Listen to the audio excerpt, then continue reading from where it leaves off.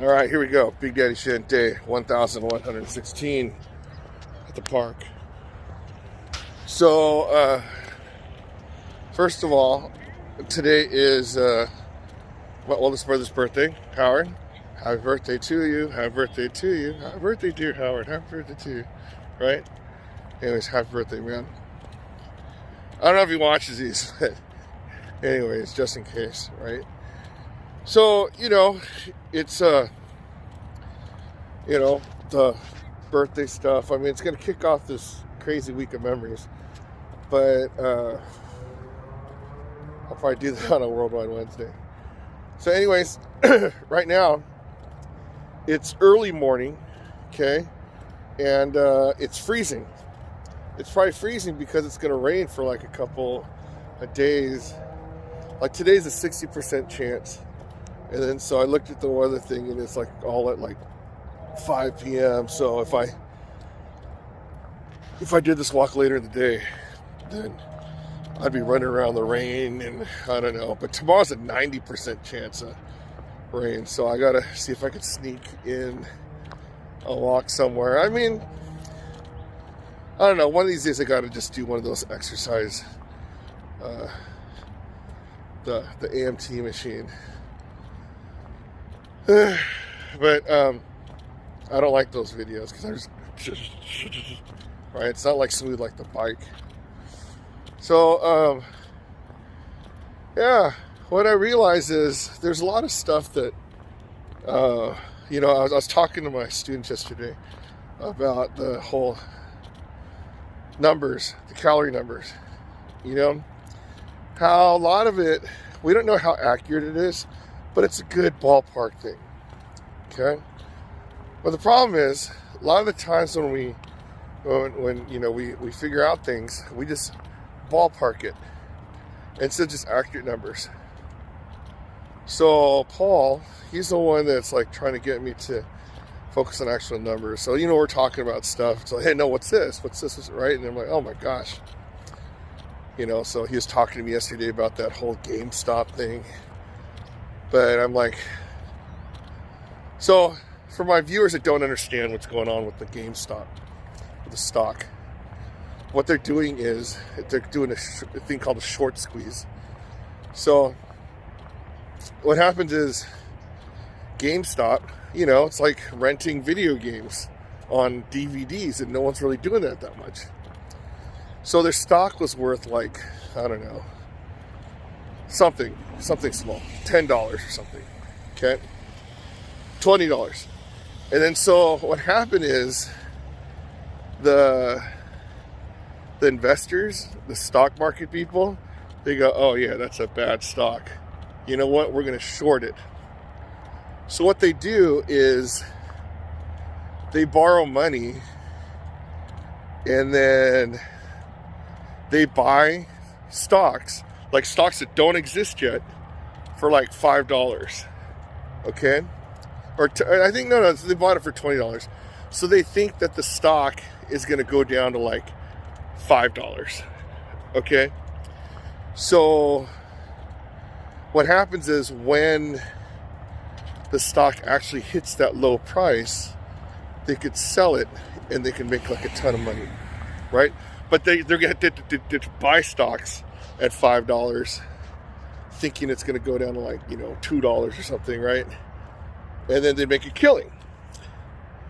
So to rephrase that, if the stock is at $20 and they think it's going to go to $5, they're shorting it, saying, okay, we're selling it for $5, okay? But they don't have any yet. So they're promising to buy for $5, or to sell for $5. And then once that $20 stock gets really low, they buy it and then give it to the people that want to buy it. I don't know. But what happens is these people on the internet, they're pissed, going like, hey, we don't like how people are screwing this, and we're going to screw all those Wall Street people. So what they did was they created this artificial demand for it, and then they bought a lot of the stock, and the stock went up. So now, when they started doing it, it goes up to $100. So the thing is, these people are going, oh shoot, you know, we're screwed because we shorted the stock to $20, but now it's worth $100. So they can't, you know, they can't do anything about it. And then, because if they're going to pay off their investors, they got to pay $100 for the stock to give to the people that they shorted the stock for $20. And then so what they do is they're like, oh, you know, we can't take the loss, so we have to buy more so we could stop our loss at $100. But what that does is they buy more at $100, then it goes to $150, $200. Yesterday it closed at $350, right? So all of a sudden, you have these people shorting these stocks, like they bought like probably like thousands for $5. Let's say just 1,000, okay? And they shorted all these ones for $5. That's $5,000. But what happens is the value of the stock is 350 times 1,000, $350,000. So that means all these people are losing $345,000. And then it's going to get worse today. And then so I'm like, oh my gosh, you know? So thank God I don't do stock market. It's just when people on the internet can actually change something, you know? And then, you know, we're talking about like leased solar panels versus buying solar panels. So what happened is, you know, I was looking at different houses, and then, you know, I'm like, hey, what's the difference, you know? Because the leased solar panels, what they do is they give you 0% down. They say, okay, you don't pay anything. And then your energy bill is going to be $200 a month for 20 years. Okay?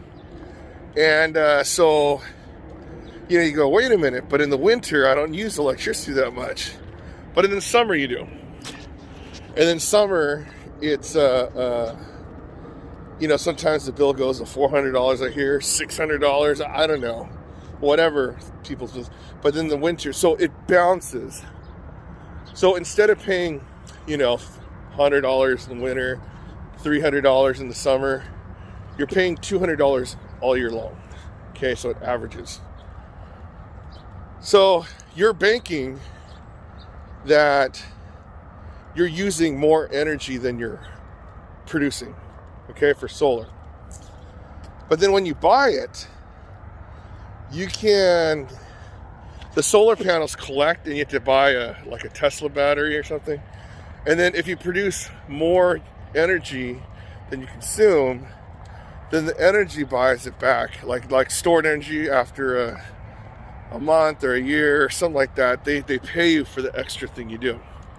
And plus, while you're using the solar energy, you're paying like $10 a month as opposed to, you know, $200, whatever, $300, I don't know what it is. So I'm like, oh, okay. So, but the problem is, let's say you take over a lease, okay? Now, the thing is, if you take over somebody's solar lease, let's say it's 20 years, but they have for 5 years. So you pay $200 for 15 years, that's $30,000, right? And then, but if you buy out the contract, that's $30,000 too. Like, okay, what's the difference? You go, oh, the maintenance of, you know, you could have somebody fix it. I don't know. And then, what is it? Yeah. So, you know, it's just like if something goes wrong, they fix it. If you buy it, you don't have that. But Paul told me to look closer at numbers, okay? And then said, hey, what does the contract really say? Look at these things. And then, so I'm looking at it. I'm like, oh, okay. Every year, the price goes up almost 3%, 2.5 to 2.9% for inflation. I'm like, oh, that's not too bad. A couple dollars here, a couple dollars there, right?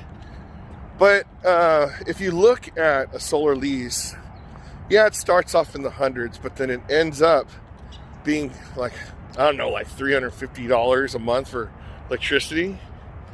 I'm like, oh my gosh, I don't think that's a good buy. Because, at year 15, it's ridiculous.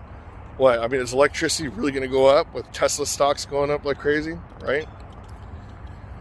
So that's why when you look at a house and it has a solar lease, it's not as valuable as if they owned the solar panels.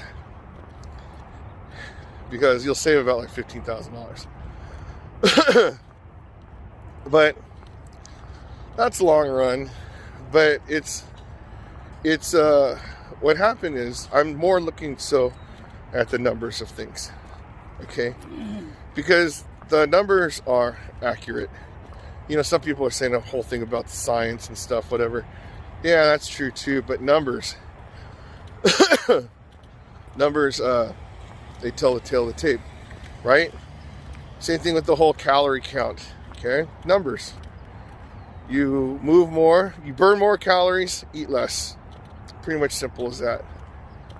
But you can't eat too less because you'll go in starvation mode, right? So that's that. Numbers game. Alright, there you go. Big Daddy Shin, day 1116 in the books. So yeah. So it's there's more. I mean, I always knew this, but I'm not trying to like ballpark things anymore. I'm trying to actually think, okay, chicken breast is 100 calories. That kind of stuff. A cup of vegetables is, 40 calories. An In-N-Out burger is 670 calories. I mean, it's an accurate number game. Okay? Now, of course, you have to do these numbers like more correctly to see what actually works for your body. How many, calories you're actually burning. Are you keeping track on the exercise machine and see how much you're burning there too? Right? So that's how it has to be. It can't be the whole like, okay, just ballpark figure. So just a numbers game. So happy birthday, Howard, if you're watching. Big Daddy Shin, day 1116. If I get exercise 1116 days in a row, you can exercise 1116 days in a row. Because if I can do it, you can do it. And I'm doing it. The numbers game.